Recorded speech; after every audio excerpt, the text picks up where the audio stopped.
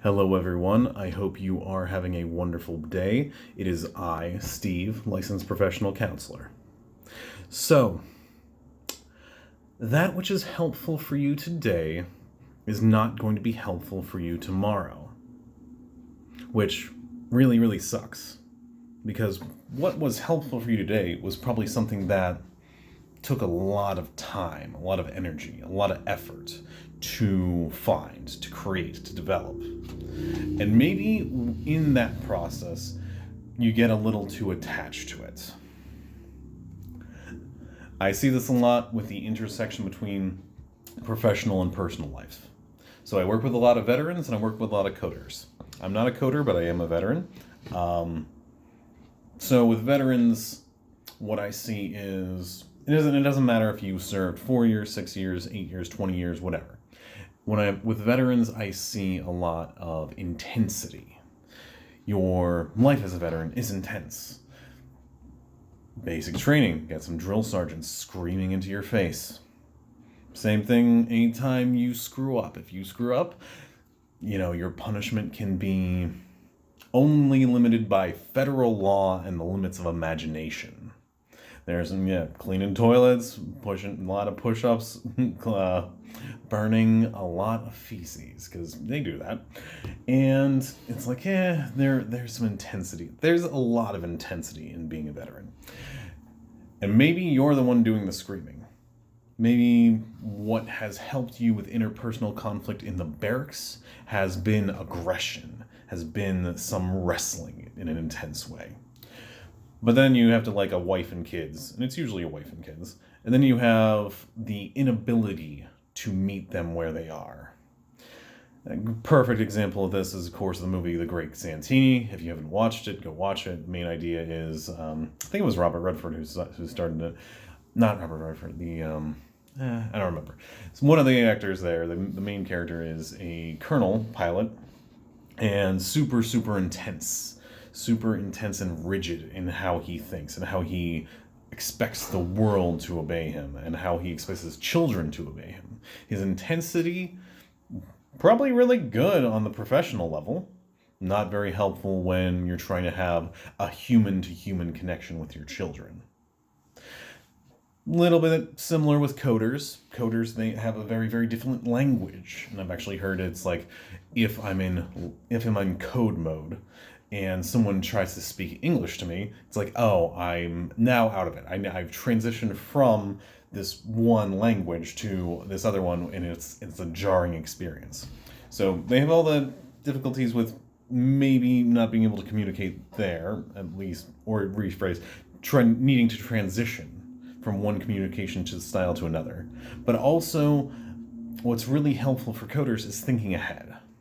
If I put X here, in 40 lines from now, what is the output? What's going to be Y? If X, then Y. It's like, great. Thinking towards the future. Great idea. Very helpful in your skill set there. But then it's like, a lot of times I will hear the same thing. When I'm communicating with my spouse, with my partner, with my family, with my friends, I'm not actually there. What I'm doing is I'm thinking 3 steps ahead. If I say X, what will their response be? Will it be Y? Will it be Z? Will they be angry? Will they be disgusted? Will they be interested? It's not actual expression in here and now in the moment. It is work, really. Now, you might be saying, Steve, of course, you're not supposed to act the same way at work as you do in your personal life. And I was like, well, yeah. And maybe the concept is, well, I don't. But I will challenge you. And maybe this isn't your problem, but just think about it. I will challenge you with this. Is there anything that you've invested in, that you've become rigid in? Is there an idea, oh, this has worked for me with my relationship with my father, so I'm going to apply it everywhere else? Because it took a lot of energy and effort and time to get it. Because I invested in it, I need to use it. I need to use it everywhere. It's kind of the idea of like, okay, if I work hard to be, how do I put this? Let's say you have an anger management problem and you work really, really hard to be calm and collected and to assert yourself very civilly.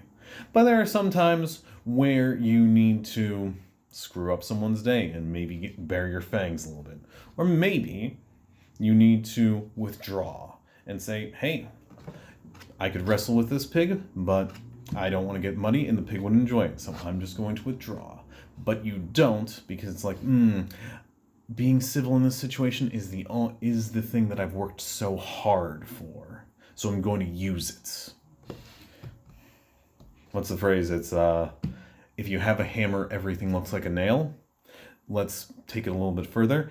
If I spent a lot of money on a hammer, I better use it on nails, on screws, on those bolts, on everything else, because, well, I bought this really good hammer. I spent a lot of money on it. I've invested in it now. I better use it. And that's just the main idea. Just look at yourself. Is there anything I invested a lot of time, energy, money in? Is there something I value so much that it's getting in the way of what I really want? Maybe I'm using the wrong tool for the job. And if you are, first things first, awareness is the first step. Second, we probably need some more tools in the toolbox. If you need some help with that, call me or call another professional counselor. That's it. Just be aware and see where you go.